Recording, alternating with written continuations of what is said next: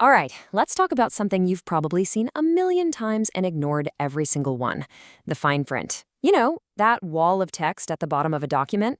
Well, today we're zeroing in on one specific line, a tiny legal notice that actually hides a huge story about a massive court battle. A battle over a pretty wild idea. Who gets to own the law itself? Let's get into it. So take a look at this. This is our mystery. You'll find this exact line, or something super similar, tucked away at the bottom of countless legal documents in India.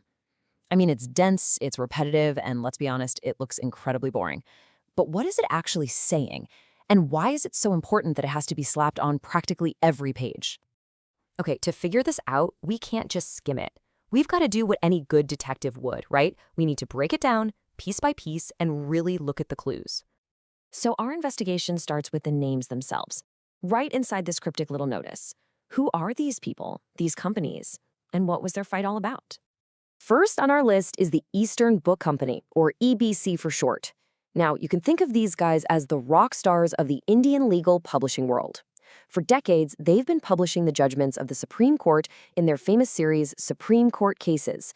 And they don't just, copy and paste. They work to make these dense legal texts actually usable for lawyers and judges. And then, in the other corner, we have D.B. Modak. They came along and created a software product that also included Supreme Court judgments. And well, you can probably guess what happened next. This put them on a collision course with Eastern Book Company and kicked off a massive legal showdown. Now, here's the absolute key to this whole thing. The fight wasn't about the law itself, the actual words of a court's judgment. That's public information. It belongs to all of us. No, the real conflict was about the specific version of that judgment that EBC had poured so much time and money into creating. And this is where you can really see the difference. On one side, you've got the raw judgment. It's a government document, totally free for anyone to use. But then, on the other side, you have EBC's published version. They added headnotes to summarize the case, they formatted the entire thing so it's actually readable, they fixed typos, they put in cross-references to other cases. I mean, they invested a ton of skilled work to turn a raw document into a useful tool.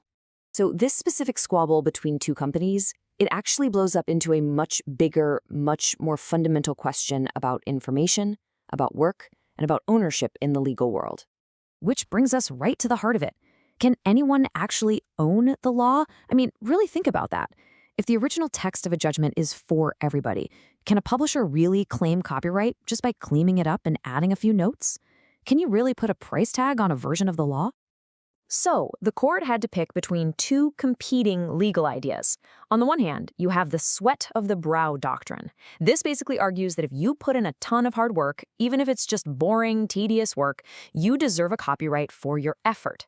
But on the other hand, there's the modicum of creativity standard. This one says, nope, hard work isn't enough. You need a little spark of originality, some actual intellectual input to earn that copyright protection. All right, so after hearing all the arguments, where did the Indian Supreme Court finally land on this?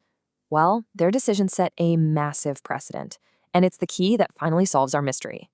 The court laid it out super clearly. Step 1, the raw text of any judgment, that stays in the public domain, period.